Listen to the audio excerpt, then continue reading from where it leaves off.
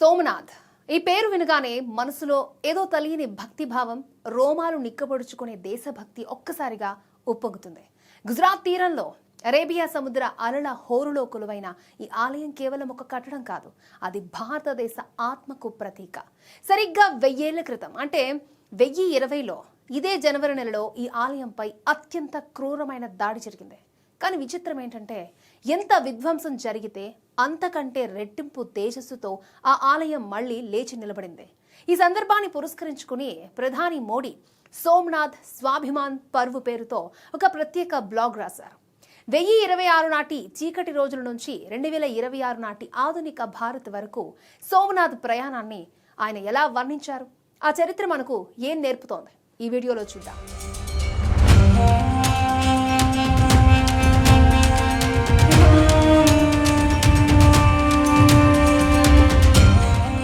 గుజరాత్లోని ప్రభాస్ పట్టణంలో ఉన్న సోమనాథ్ ఆలయం ద్వాదశి జ్యోతిర్లింగాలలో మొదటిదే. సౌరాష్ట్రే సోమనాథంచ అంటూ మొదలయ్యే స్తోత్రం దీని ప్రాముఖ్యతను చెబుతుంది. ఈ లింగ దర్శనం సకల పాపాలను పోగొట్టి కోరికలను తీర్చి మోక్షాన్ని ప్రసాదిస్తుందని భక్తుల నమ్మకం. అయితే 1000 ఏళ్ల క్రితం ఈ ఆలయం కేవలం ఆధ్యాత్మిక కేంద్రమే కాదు, అపారమైన సంపదకు, భారతీయ ఆర్థిక శక్తికి నిలయం. అందుకే విదేశీ దురాక్రమణదారులు కన్ను దీని మీద పడింది. చరిత్ర పుటల్లోకి వెళ్తే 2026 నాటికి సోమనాథ్పై తొలి దాడి జరిగి సరిగ్గా 1000 ఏళ్లు పూర్తవుతాయి. 1026 జనవరిలో గజనీ మహమ్మద్ ఈ ఆలయంపై దండెత్తాడు.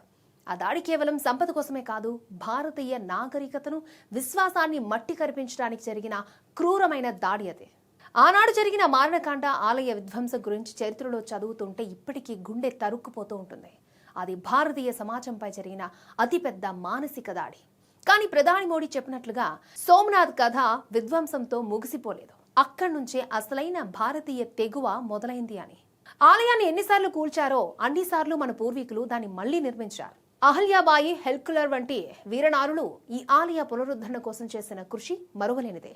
1880లలో స్వామి వివేకానంద సోమనాథ్ను సందర్శించినప్పుడు ఆయన ఒక మాట అన్నారు: దక్షిణాది ఆలయాలు గుజరాత్లోని సోమనాథ్ వంటివి మనకు జ్ఞానాన్ని బోధిస్తాయి. 100 సార్లు దాడి జరిగినా 100 సార్లు అవి పునరుజ్జీవనం పొందాయి. అదే మన జాతీయ జీవధార. దాన్ని వదిలేస్తే మనం నాశనం అయిపోతాం అని గుర్తు చేశారు. స్వాతంత్ర్యం వచ్చిన కొత్తలో అంటే 1947 దీపావళి సమయంలో సర్దార్ వల్లభాయ్ పటేల్ సోమనాథ్ను సందర్శించారు. అక్కడి శిథిలాలను చూసి చలించిపోయి సముద్రపు నీటిని చేతిలోకి తీసుకుని ఇక్కడ మళ్లీ గొప్ప ఆలయాన్ని నిర్మిస్తాం అని ప్రతిజ్ఞ చేశారు. ఆ యజ్ఞంలోనే కెఎం మున్షి ఆయనకు తోడుగా నిలిచారు. కానీ ఇక్కడ ఒక ఆసక్తికరమైన విషయం ఉంది. సోమనాథ్ పునర్నిర్మాణం నాటి ప్రధాని జవహర్లాల్ నెహ్రూకి అంతగా నచ్చలేదు.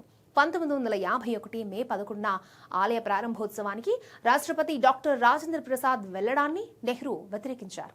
ఇది భారత్ గురించి తప్పుడు సంకేతాలు ఇస్తుందని నెహ్రూ భావించారు. కానీ రాజేంద్ర ప్రసాద్ మాత్రం నేను వెళ్తాను అని దృఢంగా నిలబడ్డారు. పటేల్ కలలు కన్నా ఆ ఆలయం రాజేంద్ర ప్రసాద్ చేతుల మీదుగా జాతికి అంకితమైంది. 2026 నాటికి ఈ పునరుద్ధరణ జరిగి కూడా 75 ఏళ్లు పూర్తవుతున్నాయి. తన బ్లాగ్లో ప్రధాని మోడీ ఒక బలమైన సందేశాన్ని ఇచ్చారు. నైనం చిదంతి శస్త్రాని అనే భగవద్గీత శ్లోకాన్ని గుర్తు చేస్తూ ఆత్మను ఆయుధాలు ఏమీ చేయలేవని, అలాగే భారతీయ ఆత్మ కూడా శాశ్వతమని చెప్పారు. ఎవరైతే సోమనాథ్ను నాశనం చేయాలి అనుకున్నారో ఆ ఆక్రమణదారులు ఈనాడు కాలగర్భంలో కలిసిపోయారు. వారి పేర్లు విధ్వంసానికి పర్యాయ పదాలుగా మిగిలిపోయాయి. కానీ సోమనాథ్ మాత్రం సగర్వంగా తలెత్తుకొని నిలబడింది. ద్వేషం కొంతకాలం మాత్రమే గెలుస్తుంది, కానీ విశ్వాసం శాశ్వతంగా ఉంటుంది అనడానికి సోమనాథ్ ఒక సాక్ష్యం. 1000 ఏళ్ల క్రితం దాడులను తట్టుకుని సోమనాథ్ ఎలా నిలబడిందో, అలాగే 100 ఏళ్ల బానిసత్వం తర్వాత నేడు భారత్ కూడా ప్రపంచం ముందు వికసిత్ భారత్గా తలెత్తుకుంటోందని ప్రధాని పేర్కొన్నారు. అలలు ఎంత ఉధృతంగా ఉన్నా తీరం చెక్కు చెదరనట్లు సోమనాథ్ స్వాభిమానం కూడా అజరామరం. మరో స్టోరీలో మళ్ళీ కలుద్దాం. నమస్తే.